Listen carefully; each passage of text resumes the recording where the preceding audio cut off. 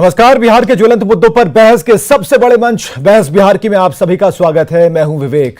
10 अक्टूबर की तारीख देश के इतिहास में दर्ज हो गई। इस तारीख को यूपी और बिहार की सियासत में विशेष तौर पर इसे याद रखा जाएगा। यूपी में सियासत के दिग्गज पहलवान मुलायम सिंह यादव के 82 साल की उम्र में निधन के लिए इसे याद रखा जाएगा, तो बिहार में 32 साल के युवा नेता तेजस्वी यादव के लिए आरजेडी के संविधान में हुए बदलाव के लिए भी जाना जाएगा। हम 3 बार यूपी के सीएम और करीब 2 साल देश के रक्षा मंत्री रहे नेताजी मुलायम सिंह यादव को श्रद्धा सुमन अर्पित करते हैं और अपने बहस के मुद्दे पर सीधे आते हैं। दिल्ली में आरजेडी राष्ट्रीय कार्यकारिणी की बैठक में लालू प्रसाद ने तेजस्वी को लेकर बड़ा ऐलान किया और ऐलान के 24 घंटे के बाद पार्टी का संविधान ही बदल दिया गया। पहले आप लालू का बयान सुनिए। इसलिए ये मीटिंग करके हम लोगों ने तय किया, तिवारी जी यही है, जो भी नीतिगत मामले में जो भी समस्या है उसका फैसला प्रेस को, मीडिया को तेजस्वी जी देंगे। चलिए, लालू ने रविवार को ऐलान कर दिया और सोमवार को राष्ट्रीय परिषद की बैठक और खुले अधिवेशन में संविधान में बदलाव कर तेजस्वी को इससे भी ज्यादा ताकत सौंप दी गई। आरजेडी के संविधान के नियम 30 में संशोधन किया गया और राष्ट्रीय अध्यक्ष लालू प्रसाद के साथ तेजस्वी को भी पार्टी के बड़े फैसले लेने के अधिकार दिए गए।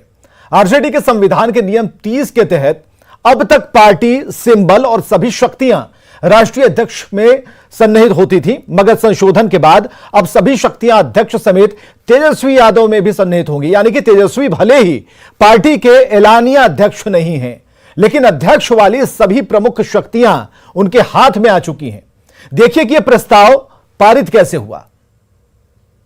ये प्रस्ताव रखता हूं कि राष्ट्रीय जनता दल का संविधान एवं नियम के धारा 35 के अंतर्गत संविधान में परिवर्तन करने के अधिकार के तहत पार्टी संविधान के नियम की धारा 30 में यह प्रस्ताव करता हूं कि राष्ट्रीय जनता दल के नाम या इसके चुनाव चिन्ह लालटेन से संबंधित और अन्य जुड़े हर मामले में अंतिम निर्णय माननीय राष्ट्रीय अध्यक्ष श्री लालू प्रसाद या राष्ट्रीय जनता दल के सम्मानित नेता श्री तेजस्वी प्रसाद यादव का ही होगा।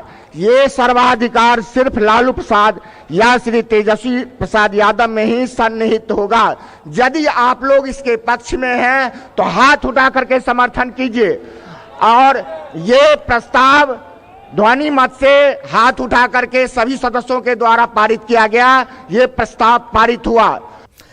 मतलब यह कि तेजस्वी ही लालू के उत्तराधिकारी हैं, इनमें अब कोई इफ और बट नहीं रह गया। लेकिन क्या यह फैसला पार्टी के कई नेताओं को हर्ट कर गया? क्योंकि तेजस्वी को ताज कई नेताओं को नाराज कर गए, या फिर जिन नेताओं की नाराजगी की बात कही जा रही है उनका दुख कुछ और है। सबसे पहले देखिए कि नाराज नेताओं की लिस्ट में कौन कौन से नेता हैं। तो नेता नंबर 1 जगदानंद सिंह, नेता नंबर 2 तेज प्रताप यादव और नेता नंबर 3 श्याम रजक। कहा यह तक जा रहा है कि नाराजगी के चलते जगदानंद सिंह ने लालू प्रसाद को आरजेडी के प्रदेश अध्यक्ष पद से अपना इस्तीफा दे दिया और नाराजगी के चलते ही वो ना तो राष्ट्रीय कार्यकारिणी की बैठक में गए, ना ही राष्ट्रीय परिषद की बैठक में शामिल हुए। इधर राष्ट्रीय परिषद की बैठक में तेज प्रताप यादव की कुर्सी खाली रह गई। तेज प्रताप बैठक में नहीं आया और जिस सभा में अर्जुन के लिए पार्टी संविधान में संशोधन जैसा विराट फैसला हुआ, उस सभा में कृष्ण ही नहीं पहुंचे तो सवाल उठेंगे। लेकिन माना जा रहा है कि तेज प्रताप तेजस्वी की वजह से नहीं, बल्कि श्याम रजक की वजह से नहीं आए, जिस पर गाली देने का आरोप लगाते हुए वो रविवार को राष्ट्रीय कार्यकारिणी की बैठक छोड़कर निकल गए थे। ने हमें गंदी गंदी गालियां दी। जब हमने कल कार्यक्रम के बारे में यहाँ पूछा, हमने टाइमिंग पूछा कि आप टाइमिंग बताइए, तो हमारे पीए को हमारी बहन को गाली देने का कौन? श्याम रजक ने। तो तेज प्रताप के इस आरोप के बाद श्याम रजक की तबीयत ऐसी बिगड़ी कि वो बेहोश होकर अस्पताल पहुंच गए। हालांकि वो आज के अधिवेशन में शामिल थे। तो जाहिर है कि नेताओं की खुली नाराजगी और ऐसी बयानबाजी से पार्टी को नुकसान होता है और इसे लेकर तेजस्वी ने ताकत मिलते ही बेहद सख्त और दो टूक बयान दिया। और कोई हम में से अगर कोई एक साथी हमारे दल का अगर कोई कुछ बोलता है जिससे भाजपा को फायदा होगा, तो उनको हम बता देना चाहते हैं कि एक ऐसा होना चाहिए, आज या तो आप भाजपा की तरफ रहिए या भाजपा के विरोध में रहिए। ये दोनों जगह रह करके काम होने वाला नहीं है। तो सवाल है कि क्या तेजस्वी को ताज से आरजेडी में कौन कौन नाराज है और क्या आरजेडी को कमजोर करने में कुछ नेता जुटे हुए हैं? तेजस्वी को जो मिली हुई ताकत उससे बेचैनी किन में है? कौन से ऐसे आरजेडी के लीडर हैं और आरजेडी में रहकर दूसरी पार्टियों के लिए काम कर रहे हैं कुछ नेता जो कि तेजस्वी कह रहे हैं? कौन से नेता हैं भाई? और ताकत मिलने के बाद तेजस्वी अब पार्टी में कोई बड़ा एक्शन लेने की तैयारी में है? सीधे डिबेट पर आते हैं। प्रेम रंजन पटेल जी प्रवक्ता बीजेपी से हमारे साथ मौजूद हैं, बहुत स्वागत है आपका। प्रशांत प्रताप यादव प्रवक्ता जनशक्ति परिषद से हमारे साथ जुड़े हुए हैं, बहुत स्वागत है। नवल किशोर चौधरी जी हमारे साथ राजनीतिक विश्लेषक के तौर पर मौजूद हैं, बहुत स्वागत है चौधरी जी आपका। और डॉक्टर नवल किशोर जो कि राष्ट्रीय प्रवक्ता है आरजेडी के, वो भी हमारे साथ मौजूद है। सबका एक साथ बहुत बहुत स्वागत है। जरा मैं बताइए कि डॉक्टर नवल किशोर, सबसे पहले आप ही से जानना चाहेंगे जो कि राष्ट्रीय प्रवक्ता है आरजेडी से, ये तेजस्वी ने जो बातें कही, बहुत लंबी बात तो नहीं कही, लेकिन जो तेवर था, जो भाव भंगिमाएं थी, वो ऐसा था कि अंदर से कोई जन्म गुट्टी पिला दी गई हो। पूरा अंदर से जो हॉर्लिक्स का डोज है वो दिया गया है और उनके चेहरे पर वो भाव दिख रहा था। दूसरी बात कि जो लोग उधर रहे या उधर ही रहे, इधर आना है तो इधर रहे, बीच वाला रास्ता नहीं चलेगा। तो मैं जरा बताइए कहां से इसकी शुरुआत होती है? क्या ये कुछ नेताओं, कुछ विधायकों को, कुछ पूर्व मंत्रियों से शुरू कर रहे हैं या फिर अभी जो चल रहा है उसके सिनारियों के हिसाब से कौन से ऐसे चेहरे हैं? देखिए, सबसे पहले जो आपने बात कही उस बात को अगर समझना चाहते हैं तो जो संशोधन हुआ है वो तो विधिवत प्रक्रिया से हुआ। राष्ट्रीय कार्यकारिणी, राष्ट्रीय परिषद, खुला अधिवेशन, इन तीनों के अलावा तो कोई है नहीं। ये भाजपा तो है नहीं कि उसका एजेंडा और नेता संघ तय करता है, आरएसएस तय करता है। यहाँ पर तो जो भी हुआ सबके समक्ष हुआ। नंबर एक, आप बोल रहे हैं नाराजगी की कोई किसी बात नहीं है। बात है बेचैनी और परेशानी की जो भाजपा और आरएसएस की है। जहां तक सवाल है, अगर इस देश से, जैसे बिहार से भाजपा को भगाया गया है, अगर देश से भगाना चाहते हैं तो वहां पर पार्टी को और पार्टी के नेता को यह तय करना पड़ेगा कि लड़ाई किस आधार पर लड़ी जाए। ये लड़ाई वैचारिक लड़ाई है, व्यक्तिगत नहीं है। और वैचारिक लड़ाई जब आप लड़ते हैं तो विचार के प्रति प्रतिबद्धता है, उसी के लिए उन्होंने एक संदेश दिया है। ये किसी के चेतावनी और उस तरह की बात नहीं है जिस तरह की आप बात फैलाना चाहते हैं या करना चाहते हैं। नहीं, आप सीधे मेरे ऊपर क्यों आ रहे हैं? नहीं, आप, मुझे लगता है कि आप डॉक्टर नवल किशोर, आप अपनी बौखलाहट में मीडिया पर ही सवाल खड़े कर रहे हैं। अरे भाई, हमारा कहां से आपका व्यक्तिगत हो गया? हमारा सवाल तो जनता वाला होता है ना। चलिए एक चीज बताइए। नहीं, सुनिए ना पहले, सुनिए ना, नाम गिनाइए ना महाराज। नाम कौन लग रहा है ऐसा? अगर तेजस्वी ने अगर ये बात कही है तो बताइए ना कि कौन कौन से ऐसे लोग हैं जो उधर के भी नहीं है, इधर के भी नहीं है, और इधर जो काम कर रहे हैं फायदा कहीं और हो रहा है। नहीं, ये बताइएगा आप ना, इसमें कोई नहीं है। अगर ये संदेश दिया गया है तो इसका मतलब क्या है? नहीं, जो धुआं निकल रहा था, तेजस्वी जो कह रहे थे, धुआं निकल रहा था, वो आग कहां लगी थी, यही तो हम जानना चाह रहे हैं। अरे आप क्यों परेशान हैं? नहीं, परेशान तो है ही मामला है। अगर कोई इस तरह के नहीं, परेशानी तो है ही। मैं इसीलिए बोल रहा हूं, अगर आप भाजपा की भाषा बोलेंगे तो मैं तो बोलूंगा ना कि आप भी परेशान हैं। आप किसी पार्टी के कार्यकारिणी की, नहीं, ये ताकत जो मिली है तेजस्वी को, जरा तेजस्वी के लिए क्या आरजेडी का संविधान बदल दिया गया? नहीं, संविधान संशोधन का प्रक्रिया उस संविधान में दिया गया है और संविधान में अगर संशोधन किया जाता है राष्ट्रीय कार्यकारिणी, खुला अधिवेशन और राष्ट्रीय परिषद के द्वारा, तो इस पर सवाल उठाने वाले आप और भाजपा कौन होते हैं, जरा बता दीजिए। नहीं, तो हमें बताइए कि अभी इस वक्त जरूरत क्या आन पड़ी थी? एक्स्ट्रा पावर डोज की क्या जरूरत है? एक साथ कई डिपार्टमेंट संभाल रहे हैं। नहीं, अरे सर आप बताइए, दल को क्या जरूरत है? आप देखिए, आप तय करेगा, खुला अधिवेशन तय करेगा। अरे आप घूम फिर के हमारे ऊपर मत आइए। ये सवाल कोई हम नहीं उठा रहे। हमारा ये कहना है, एक्स्ट्रा डोज जो दिया गया है, एक्स्ट्रा जो पावर दी गई है तेजस्वी को, हम बस इतना समझना चाह रहे हैं कि वो डोज अभी इस वक्त देना कितना जरूरी था, ये जरा हमें बताइए। वो इसलिए जरूरी था कि इस देश को पिछले 8 साल से एक दल, एक संगठन और एक नेता है जो पूरा घुमाया जा रहा है। पूरा देश में बेरोजगारी, महंगाई फैलाया जा रहा है। पूरा सामाजिक सौहार्द बिगाड़ रहा है, धार्मिक उन्माद फैला रहा है, तो इस दंगाइयों वाले पार्टी को जो संदेश देना है उसे लड़ना है। उसके लिए तो आपको दलीय मजबूती और नेतृत्व में विश्वास और उस तरह का काम के उस तरह की तैयारी तो होनी चाहिए ना, जिस तरह की तैयारी आपने देखा है। ठीक है, तो एक छोटा सवाल और भी, एक छोटा सवाल और भी, आप बिल्कुल कंसेप्ट क्लियर कर रहे हैं, तो एक छोटा सवाल और भी हमें जरा ये बताइए, ये जो ताकत दी गई है, इस ताकत का इस्तेमाल तेजस्वी कहां करेंगे? उनके लिए करेंगे जो अनर्गल बयानबाजी कर रहे हैं, या फिर पार्टी हित के विपरीत काम कर रहे हैं, या फिर जिस इशारे को तेजस्वी ने डायरेक्टली कह दिया कि भाई जो लोग होंगे वो संभल जाएंगे अगर जो वहां पर बैठे होंगे, तो हमें जरा ये बताइए क्या इस ताकत का इस्तेमाल वहीं होगा या फिर और कहां होगा? देखिए, जिस ताकत की आप बात कर रहे हैं ना, अगर बिहार का सबसे लोकप्रिय नेता, आपने देखा होगा 2020 में नरेंद्र मोदी जी भी मैदान में थे, दूसरे नंबर के हुए ना उनके पार्टी। इस राज्य में, जिस राज्य के वो आज उप मुख्यमंत्री हैं, नेता प्रतिपक्ष पहले रहे और जन सरोकार के मुद्दों को उठाते रहे, वो चाहे युवा का हो, चाहे वहाँ के एग्रीकल्चर क्लास का हो, चाहे किसी भी तरह का, चाहे नौकरी देने की बात हो, और सरकार में आने की जो काम कर रहे हैं, जो बात कर रहे हैं, उससे जो लोग परेशान हैं और जो लोग चाहते हैं कि इस नियम को या इस परिवर्तन को पूरे देश स्तर तक किया जाए, और उसमें 7 दल जिस भाजपा के समक्ष है, यह मुख्य परेशानी का कारण है। इस दल में, इस नेतृत्व में आपको कहां से ये डाउट हो गया? चलिए, हमारे साथ प्रेमरंजन पटेल जी भी प्रवक्ता बीजेपी से जुड़े हुए हैं। देखिए, दिक्कत की जहां बात आती है प्रेमरंजन पटेल जी, पहला नाम तो आपका आता है, दूसरे पर हम चढ़ जाते हैं। 2 उंगलियां सीधे आरजेडी की तरफ से निकल रही हैं। हम अपना वाला तो चलिए दबा भी लेंगे, आपकी तरफ जो उंगली उठ रहे हैं आप पता नहीं कैसे दबाएंगे। विवेक जी, सबसे पहले तो वो कोई राजनीतिक दल नहीं है, एक परिवार का समूह है और केवल सत्ता प्राप्ति उसका माध्यम है। अब वो केवल जो है से उसका ध्येय एक ही है, उद्देश्य एक ही है कि एन केन प्राकेन किसी प्रकार से सत्ता प्राप्त करना, और सत्ता जब मिले तो अपने और अपने परिवार के लिए काम करना, बाकी कोई मतलब नहीं रहा। अब तो जो है से लालू जी की तबीयत खराब है और जिस प्रकार से जो है से उनको जेल के अंदर में कई प्रकार के कई जो है से उनके ऊपर आरोप लगे हुए हैं और खराब नहीं होता इस देश में। बेल पर है। उनकी अंतिम इच्छा क्या है?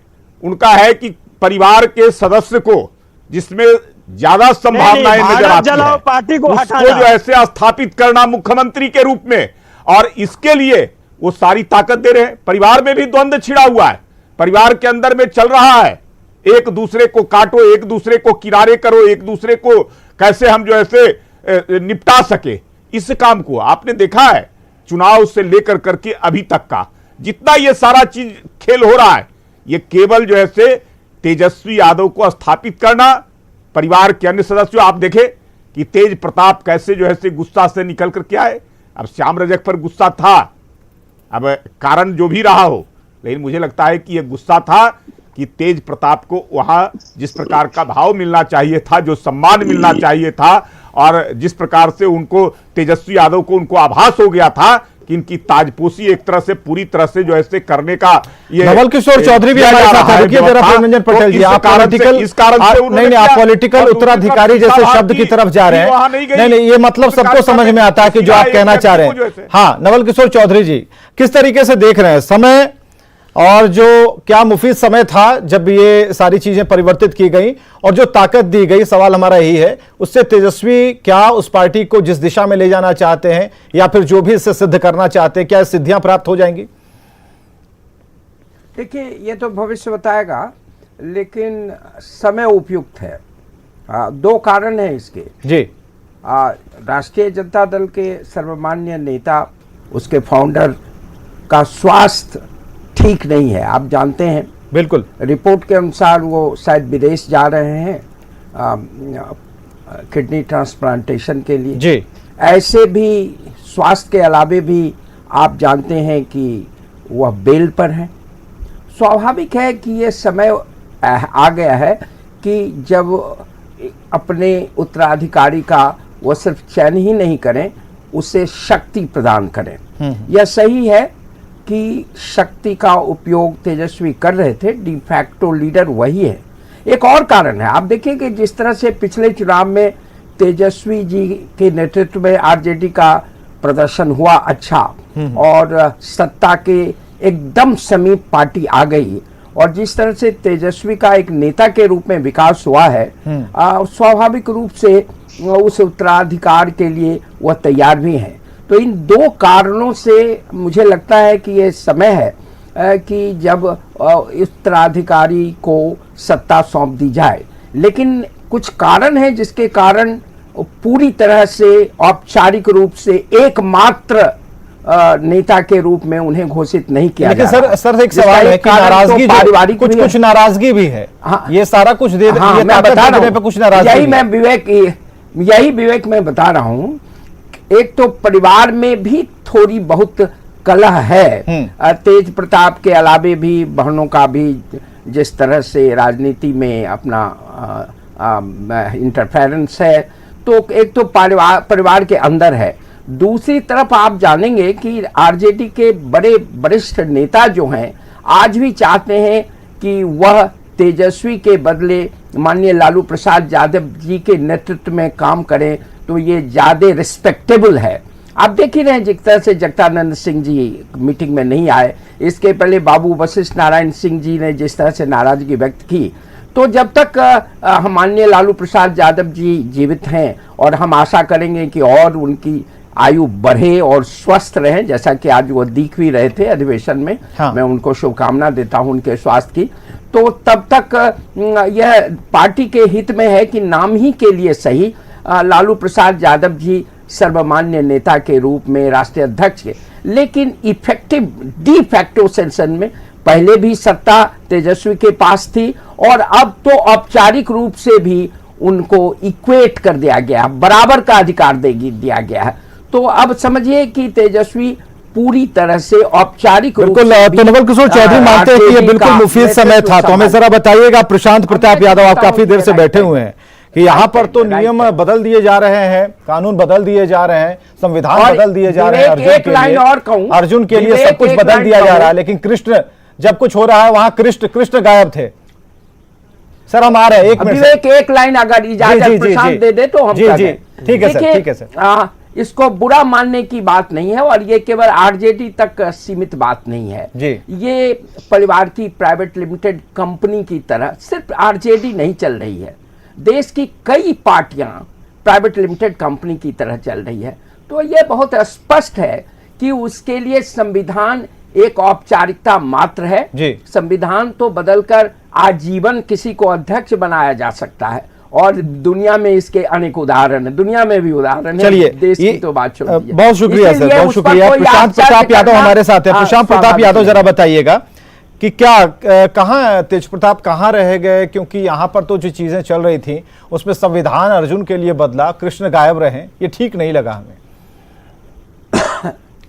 देखिए, सबसे पहले आज समाजवादी विचारधारा के वरिष्ठ नेता आदरणीय मुलायम सिंह यादव जी को हम श्रद्धांजलि अर्पित करते हैं और आपके प्रश्नों का उत्तर भी इसी से जुड़ा हुआ है कि आज देश ने बहुत बड़े नेता को खो दिया और उनको श्रद्धांजलि देने के लिए सफाई के लिए हमारे नेता आदरणीय श्री तेज प्रताप यादव जी रवाना हुए, जिसके कारण जो है आज मीटिंग में वो नहीं मौजूद थे। क्योंकि और दूसरी चीज है कि आपसे जो सवाल किया जा रहा है, आप वही सवाल का जवाब दीजिए ना। ठीक है, सब श्रद्धांजलि सभा, शोक सभा, मौन, ये सब ठीक है, कर लेंगे। हमें जरूर बताइए कि तेज प्रताप वहां नहीं थे, ये आपको ठीक लगा क्या? तेज प्रताप जी वहां नहीं थे, उनको रहना चाहिए था, लेकिन वो श्रद्धांजलि के लिए, चूंकि मुलायम सिंह यादव जी को श्रद्धांजलि देना था और माननीय तेजस्वी जी मीटिंग में थे, और मतलब अफसोस है इस बात का, अफसोस है इस बात का कि अगर तेज प्रताप वहां रहते तो ज्यादा बेहतर रहता। देखिए, अफसोस तो है, लेकिन परिस्थितियों के अकॉर्डिंग आदमी को चलना पड़ता है, अपने प्लानिंग में चेंजिंग करनी पड़ती है। तो चूंकि चलिए तेजस्वी जी मीटिंग में थे ही, तो तेज प्रताप जी ने एक और महत्वपूर्ण कार्य जो था, नवल किशोर सिंह जी को, डॉक्टर नवल किशोर जी, अफसोस है भाई, यहाँ अफसोस है कि भाई तेज प्रताप वहां नहीं थे। बात तो हमने अर्जुन से शुरू की, क्योंकि तेज प्रताप के लिए तेजस्वी अर्जुन है और अर्जुन के लिए संविधान में बदलाव हो रहा था, उन्हें पावर दी जा रही थी। उसका एक कारण हमें नवल किशोर चौधरी ने बताया कि लालू प्रसाद जी का स्वास्थ्य और आगे एक राजनीतिक उत्तराधिकारी। आप किस तरीके से देख रहे हैं, क्योंकि वहां परिषद वाले जो है, छात्र परिषद वाले, उन्हें अफसोस है कि रहना चाहिए था वहां। देखिए, जब भी आप बात कर रहे हैं उसमें जरूर ऐसा संकेत होता है कि आप अपने तरीके से समझना चाहते हैं, नंबर एक। और उसका कारण है, अगर ये सूचना आपको है, आपने तो नहीं कहा कि तेज प्रताप जी अगर वहां पे नहीं थे तो कहां थे। जब ये आपको सूचना मिली तो आप श्रद्धांजलि को भी ऐसे वैसे कह रहे हैं। नहीं, गलत बात। आपने शुरुआत किया, सुनिए, श्रद्धांजलि के लिए नहीं, उसके लिए सुनिए आपने नहीं, सुनिए, रिपीट कर लीजिए। मैंने जब भी शुरू किया, जब इस डिबेट को शुरू किया, सबसे पहले स्वर्गीय मुलायम सिंह यादव को हमने श्रद्धांजलि दी है। अरे सुन लीजिए, पहले सुन लीजिए, गलत बात, आप गलत बात कर रहे हैं। नहीं, आप भटका रहे हैं सर दूसरे समय में। हाँ। नहीं, आप भटका रहे हैं। जिस तरीके से आपने दूसरे समय में श्रद्धांजलि शब्द का इस्तेमाल किया है, बहुत ही गलत है। आपको इस बात पर शर्म आनी चाहिए। नहीं, गलत बात, गलत आप कर रहे हैं। दूसरी बात आपको गलत आप कर रहे हैं। हमने प्रोग्राम की शुरुआत में ही श्रद्धांजलि दी। हमारा ये कहना है कि ये मंच जो है वो किसी बड़े मुद्दे पर डिबेट करने को लेकर है। आपने वापस करके देख लीजिएगा और बुद्धि का प्रयोग कीजिएगा। नहीं, ठीक है, बुद्धि किसी भी बैठक में बुद्धि पर सवाल मत खड़ा कीजिए। आपसे जो हमने कहा कि तेज प्रताप इस बैठक में नहीं थे, क्यों नहीं थे? नहीं, सुनिए ना, पहले आपसे आप जिस कौन रहेगा कौन नहीं रहेगा, अगर ये आप तय करते ना, तो नरेंद्र मोदी के खिलाफ में एक व्यक्ति सिर्फ आवाज उठाता है जिसका नाम है नितिन गडकरी, संसदीय बोर्ड से उसको बाहर किया जाता है। पूरे देश में 300 एमपी है, 1000 से ज्यादा एमएलए हैं, एक भी मुसलमान समुदाय का नहीं है। आपने तो कभी सवाल नहीं उठाया कि वहां क्यों पर क्यों ऐसा है। जब बैठक कोई भी होती है, कुछ लोग अनुपस्थित हो सकते हैं, अपने व्यक्तिगत कारणों से भी हो सकते हैं।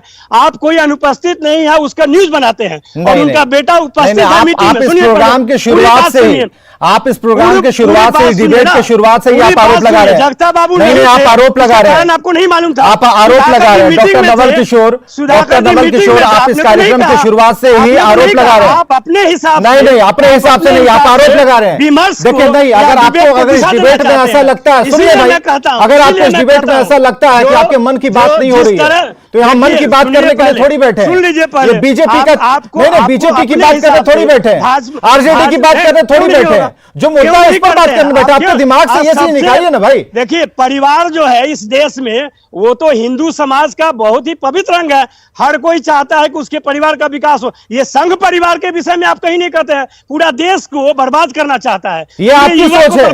अब मैं बता रहा हूँ, ये आपकी सोच है न, आपकी हिम्मत नहीं, ये आपकी सोच है। और आपकी सोच पर सुनिए, जो आपने सोच लिया है ना, सोच का जो ताना बाना अपने दिमाग में फिट कर लिया ना, उचित, जब तक उसको निकाल के आप अपने हाथों से नहीं फेंकेंगे ना, तब तक इसे बदला नहीं जा सकता। यहाँ डिबेट इस बात को लेकर हो रही है कि तेजस्वी को ताज दिया गया और कौन कौन लोग नाराज है, हम बताते हैं। आप उसको विषयांतर कर रहे हैं। कैसे भारत जलाओ पार्टी है। चलिए, बहुत बहुत शुक्रिया। आप ये तुकबंदियां करते रहिए, आपको इसका फायदा मिलेगा। आप हर का विश्लेषण करते रहिए, आपके बारे में वो कहेंगे और आप उनके बारे में कहते रहिए। इसका विश्लेषण आपसे बेहतर कोई नहीं कर सकता। बहुत बहुत शुक्रिया इस डिबेट का हिस्सा बनने के लिए। गर्मा गर्मी हो जाती है, कभी कोई चीजें अच्छी नहीं लगती तो किसी को बुरा लग जाता है, हो सकता है, क्योंकि बहस चल रही है। और बहस अगर पूरी तरह से निर्मल शांत हो और सबके मन की बात हो तो बहस भी नहीं होती। तो बहस का प्रारूप ऐसा ही होता है, किसी को अच्छा लगेगा, किसी को बुरा लगेगा, लेकिन मध्यम मार्गीय मीडिया को रहना पड़ेगा। जो हम कर रहे हैं, ना हम इनकी सुनेंगे ना उनकी सुनेंगे, जो काम की बात हो वही सामने रखेंगे। खबरें लगातार जारी हैं। धाम और वासुकीनाथ धाम में